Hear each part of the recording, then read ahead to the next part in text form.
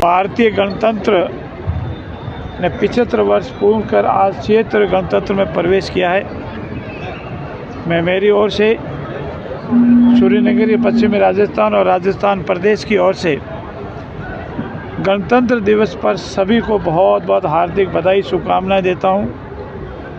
हमारा गणतंत्र इसी तरह निरंतर दिनों दिन उन्नति करता रहे। विश्व के सर्वमान्य नेता आदरणीय नरेंद्र मोदी जी के नेतृत्व में इस अमृत काल में हम पुनः विश्व गुरु बने और अमृत काल में विजन 2047 का लक्ष्य जो हमारे भारतवर्ष में आदरणीय नरेंद्र मोदी जी ने तय किया है, ऐसा ही लक्ष्य यशस्वी मुख्यमंत्री आदरणीय भजनलाल जी ने तय किया है और हम 2047 तक विकसित भारत, विश्व गुरु भारत के साथ ही साथ हिंदुस्तान में अग्रणी प्रदेश राजस्थान बजे, ऐसी परिकल्पना के साथ संकल्प के साथ आगे बढ़ रहे हैं। पहली बार राजस्थान में नए इतिहास कायम हुए हैं। बजट की क्रियान्विति राजस्थान में इतिहास कायम हुआ है। राइजिंग राजस्थान 35 लाख करोड़ के एमयू होना, उनको धरातल पर उतारना, उनकी क्रियान्विति इतिहास कायम हुआ है। बेरोजगार नौजवान भाइयों के साथ, बेरोजगार नौजवान बहनों के साथ पूर्व में जो कुठाराघात हुआ, अनेक तरह के माफिया पनप के, उनको समाप्त करने, उनकी अपेक्षाओं के अनुसार उनको रोजगार देने, सरकारी नौकरी लगाने के संकल्प के साथ वर्तमान यशस्वी मुख्यमंत्री भजनलाल जी के नेतृत्व में भाजपा की सरकार आगे बढ़ रही है। करीब 60,000 के लगभग सरकारी नौकरियां गत बजट से अभी तक दी जा चुकी है और जुलाई बजट में वापस, जब जुलाई में हमारा बजट आएगा सामान्यतः 19 फरवरी के आसपास, तब तक हम 1 लाख बेरोजगार नौजवान भाई बहनों को रोज़गार उपलब्ध करवा देंगे। ये सरकारी नौकरी के अलावा पूरे 5 साल में करीब 7 से 10 लाख बेरोजगार नौजवान भाई बहनों को रोज़गार के साधन उपलब्ध कराएंगे, अवसर उपलब्ध कराएंगे।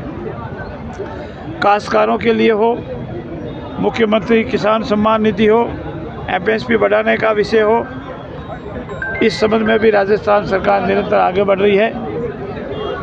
पेयजल से संबंधित भी पूर्ववर्ती सरकार ने जो ईआरसीपी का कार्य लटकाया, भटकाया, झटकाया और पूर्ण रूप से राजनीति की, उसको यशस्वी नरेंद्र मोदी जी के आशीर्वाद से एमयू हो गए हैं, धरातल पर आ गए हैं और राजस्थान और मध्य प्रदेश को केंद्र की सरकार ने करीब 70,000 करोड़ रुपए देकर के इस क्रियान्विति प्रारंभ की है और पूर्वी राजस्थान के 21 जिलों में पेयजल हो, सिंचाई का साधन हो या उद्योगों को बिजली देने से उपलब्ध होगी। यमुना जल समझौता हमारा क्रियान्विति हो गई है, उसका भी कार्य प्रारंभ हो रहा है और इसी तरह जवाई बांध पुनर्भरण की योजना, जिससे हमारे पश्चिमी राजस्थान के चाहे पाली जिला हो, चाहे जालोर हो या उसका आसपास का क्षेत्र हो, उसका क्रियान्विति होगी। और जोधपुर में जो हमारा पश्चिमी राजस्थान, उसमें 3rd फेज का कार्य युद्ध गति से चल रहा है, इसको हम शीघ्र पूर्ण करेंगे। इसके अलावा माताओं बहनों के लिए पेंशन का विषय हो या सभी वर्गों के लिए राजस्थान की सरकार विकास के लिए कृत संकल्प है।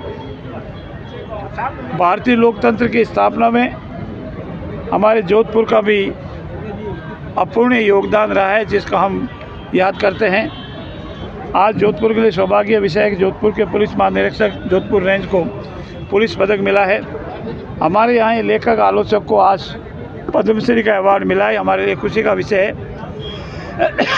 मैं उन दोनों को भी बहुत बहुत बधाई देता हूँ और आप सबको भी, जो हमारे लोकतंत्र के चौथे स्तंभ के रखवाले हैं, चौथे स्तंभ हैं, आपको भी लोकतंत्र की बहुत बहुत बधाई और सभी को घर में खुशियाँ हो, लोकतंत्र निरंतर परिपक्व हो और सभी को यथा योग्य साधन उपलब्ध हो, उनकी अपेक्षाओं पर खरे उतरें।